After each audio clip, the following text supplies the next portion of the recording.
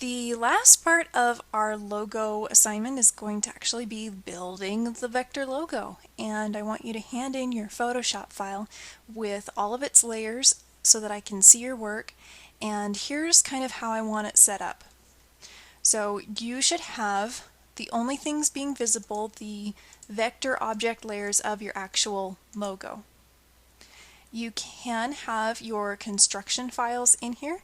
For example, for me, this was the type and a leaf with a layer mask so I could get the kind of cutout around my letters the way I wanted it to look.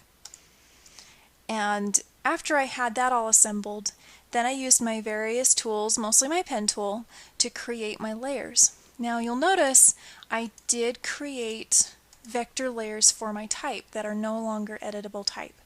The reason for doing this anytime you design a vector object that's going to go somewhere else is if another person opened your file and did not have those fonts, they would not be able to do anything with that graphic. So it's a good idea just to trace all of your fonts so that they become a vector object.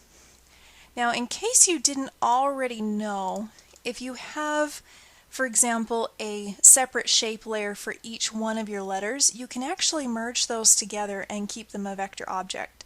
So I'm just going to quick grab a color and create some separate vector objects. So you can see in my layer I've got 3 vector shapes as layers. In my layer panel, if I select all of those, right click and choose Merge Shapes, those will collapse together and they will actually become part of the same vector object. So if you have a whole bunch of letters, it's probably a good idea to merge them into one vector so that you can easily control the color of them once you get them all traced and placed the way you want. The other thing I have on here is a black layer. And you may have noticed on the assignment description that you could get 2 bonus points if you make your logo so that it works on a black or white layer and then show that in your JPEG.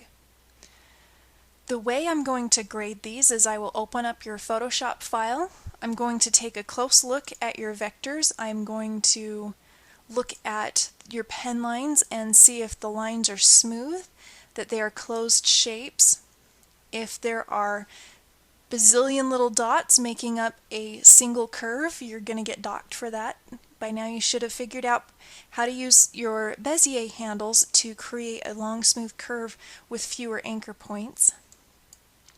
Each thing needs to be a vector object. You should not have any raster or pixel layers in this, but you can do things if you'd like, such as applying a gradient overlay.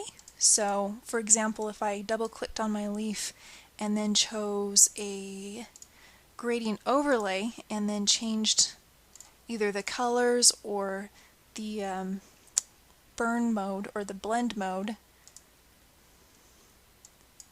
if I wanted to do something like that, that also works because that will expand along with your vector object.